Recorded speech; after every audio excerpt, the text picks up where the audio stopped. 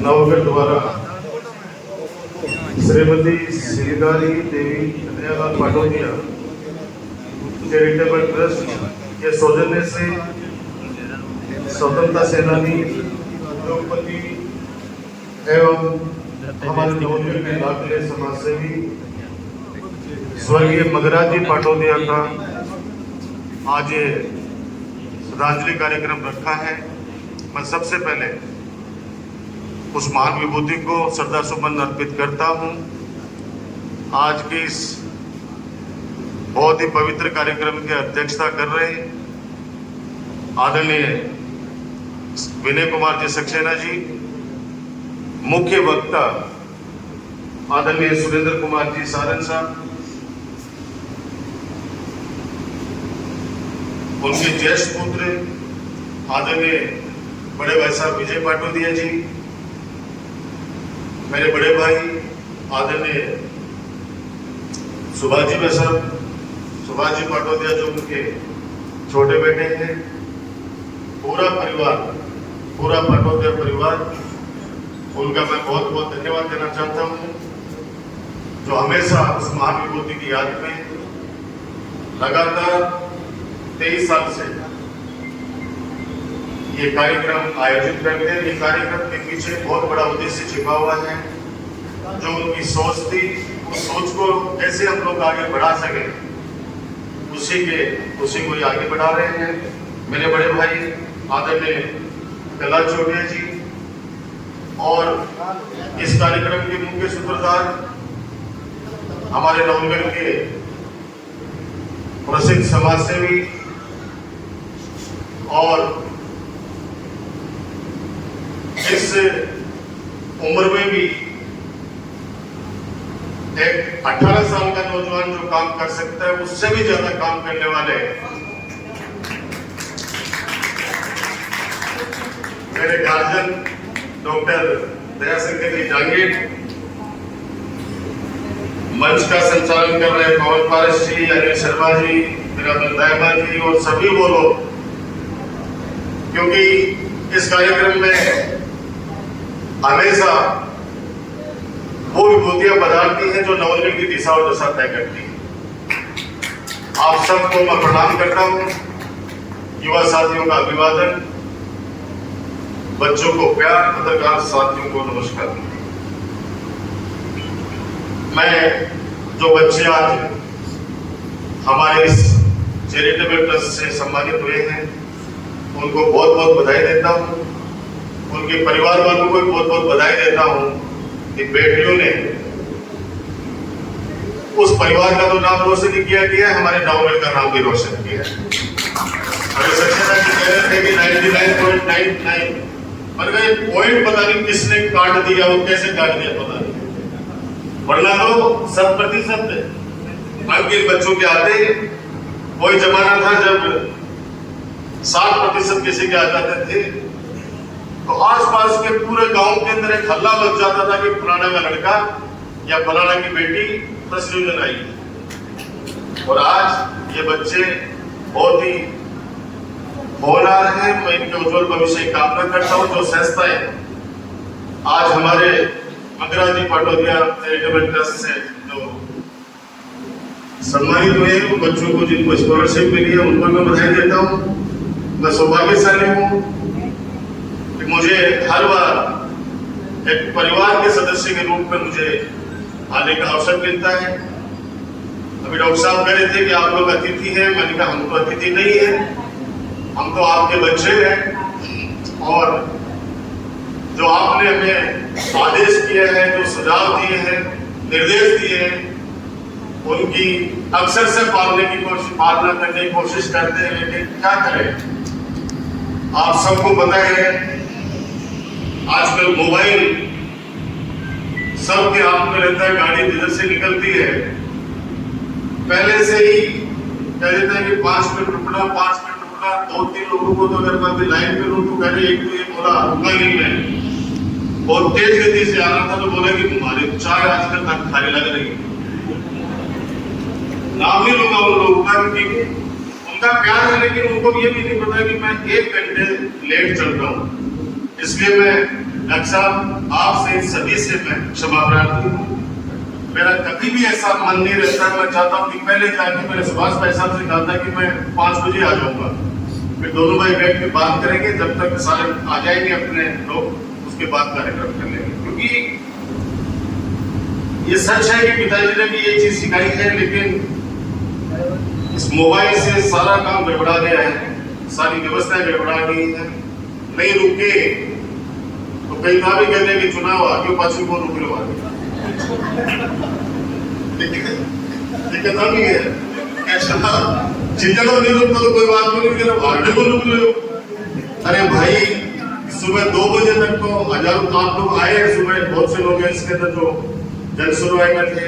प्यार आप लोगों का, वरना कोई किसी को नहीं रोकता है। मैं सौभाग्यशाली हूँ कि यहाँ मेरा इंतजार हो रहा था, वरना तो कोई इंतजार नहीं करता। मैंने कह दिया था बलदेव भाई साहब से कि आप प्रोग्राम स्टार्ट कर दो, क्योंकि डॉक्टर साहब का गुस्सा मैं जानता हूँ। डॉक्टर साहब गुस्सा हो जाएंगे तो दिक्कत हो जाएगी। लेकिन मैं सौभाग्यशाली हूँ कि मुझे इन्होंने कभी भी, या आप लोगों ने मुझे एक राजनेता के रूप में नहीं माना, अपने परिवार का बच्चा, अपना भाई हमेशा मुझे माना है। ये मैं अपने आप को सौभाग्यशाली मानता हूँ। और ये स्नेह और आशीर्वाद आप हमेशा बनाए रखना। पाटोदिया जी के परिवार के लिए मैं क्या, ये परिवार अपनी जन्मभूमि के लिए तो जो इनको आदेश किया जाता है गांव की तरफ से, नगर की तरफ से, ये अक्सर से उसकी पालना करते हैं। लेकिन जो कर्म भूमि है, उस कर्म भूमि में आज नाम है इस पाटोदिया परिवार। मैं जब सूरत जाता हूं तो लोग सम्मान की नजरों से देखते हैं इस फैमिली को। वहां भी दान देने में कभी नहीं छोड़ते। वो दान विशेष तौर से शिक्षा का दान, शिक्षा के लिए जो भी इनको बोलते हैं, ये वहां भी उतना ही करते हैं जितना हमारे नगर में अपने जन्मभूमि में करते हैं। कोविड का डॉक्टर अनिल शर्मा जी ने जिक्र किया। कोविड के समय भी मैंने सुभाष जी वैसा का चला के बोला कि आप बहुत अच्छा कर रहे हो। कोरोना के अंदर आप हालांकि सब भूल गए हो, हर भूल जाता आदमी, आप भूलने की आदत बहुत होती है। भूल जाता आदमी की जान बची, कोई बात नहीं, काम था इसका। कोविड के समय जो सेवा नवलगढ़ में हुई, बाबा राम साहब को साक्षी मान के बैठा हूं, मुझे राजस्थान में ऐसी सेवा नहीं थी। और आप सब लोग इस बात के साक्षी हो। पूरे हिंदुस्तान में ऑक्सीजन की कमी थी, लेकिन मेरे नवलगढ़ में ऑक्सीजन की कमी नहीं आने दी। ऑक्सीजन की कमी की वजह से किसी व्यक्ति की जान नहीं जाने दी, बाकी बचाने वाला हमारे नवलगढ़ के जिला अस्पताल के अंदर दिल्ली बॉम्बे तक के पेशेंट रेफर हो गए। उस समय मैंने सिर्फ एक आवाज दी थी, क्योंकि एक दूसरे से मिल नहीं सकते थे, सबको अपनी जान की पड़ी थी। क्योंकि उस समय ऐसा भय व्याप्त था, ऐसा भय व्याप्त था कि पता नहीं किसी को छूने से, जैसे आजकल भय व्याप्त है कि राजकुमार ऐसा के फोटो खिंचाने वालों को गड़बड़ जागो, 5 की नजरें हैं। बॉर्डर भी कोविड का नाम ही हो, बॉर्डर भी कोविड के नाम ही हो। तो उस समय आपको मैंने कहा कि सरकार ने तो कह दिया कि 3 महीने आप बंद हो जाओ कमरे में। हमें उन लोगों की चिंता थी जो सुबह कमाते हैं, तब जाके रात को उनके घर पे खाना बनता है, तो उनको कौन देगा। तब हमने भामाशाहों को आवाज दी। शुरुआत हमने हमारे ट्रस्ट से 21 लाख रुपए देके करी। उसके बाद फिर भामाशाहों ने आगे से आगे बढ़कर नाम लूंगा तो लंबी कतारें हैं। हमने पैसा किसी से नहीं लिया। हमने कहा कि आपकी श्रद्धा 500 पैकेट देने की है, 700 है, 1000 है, 100 है, 200 है, आप अपने हिसाब से तैयार करवा के कंट्रोल रूम में भिजवा दो, ताकि जरूरतमंद लोगों के पास पहुंच जाए। मैं साधुवाद के पात्र आप धन्यवाद देना चाहता हूँ पूरे नगर की तरफ से, इन बच्चों की तरफ से। बच्चों के लिए ये प्रेरणा स्रोत है। आने वाले समय में आप ध्यान रखना, अभी हमने देवपुरा बनी की एक बच्ची टीना कल्याण IAS बनी है, UPSC क्रैक किया उसने, सामान्य परिवार की बच्ची है वो। अभी बच्ची हमारे बगल नवलगढ़ में अपने गाड़ी की, तेतरवालों की गाड़ी की बच्ची निहारिका, वो लेफ्टिनेंट बनी है। बच्चे डॉक्टरों का तो पता ही नहीं कितने डॉक्टर नवोदय में बने हैं, IAS, IPS, RAS। मैं आज कहना चाहता हूँ, कहता हूँ कि बच्चे आने वाले समय में RPSC भी ब्रेक करेंगे और UPSC भी ब्रेक करेंगे, ऐसी मैं शुभकामनाएं करता हूँ। ये अपना परिवार का नाम रोशन करेंगे, हमारे नवोदय का नाम रोशन होगा। मैं ज्यादा कुछ नहीं कहकर पुनः एक बार क्षमा चाहता हूँ कि मेरी वजह से आपको आधे घंटा इंतजार करना पड़ा। बाकी मेरा मानस ऐसा कभी नहीं रहता है। मैं एक कार्यकर्ता हूँ और एक कार्यकर्ता के रूप में हमेशा कोशिश करता हूँ कि पहले कतार के अंदर मैं खड़ा हूँ ताकि लोगों से अच्छी तरीके से मिल सकूं। लेकिन वास्तविकता है कि कल सुबह मैं 10 बजे आया, उसके बाद से लगातार कल प्रोग्राम थे। रात को 11, साढ़े 11, 12 बजे तक आप पैसे लोग आए हुए थे, 7 लोग। सुबह से कार्यक्रम वापस स्टार्ट हो गए। तो मैं एक बार पुनः जो बच्चे आज हमारे प्लस से सम्मानित हैं उनको फिर बधाई देता हूँ। हमारे जो अतिथि हैं उनका स्वागत करता हूँ सदस्य के नाते, चाहे अलायंस क्लब का सदस्य के नाते। डॉक्टर साहब मेरे को तो आपने आजीवन अलायंस क्लब का सदस्य बना दिया था, याद है आपको?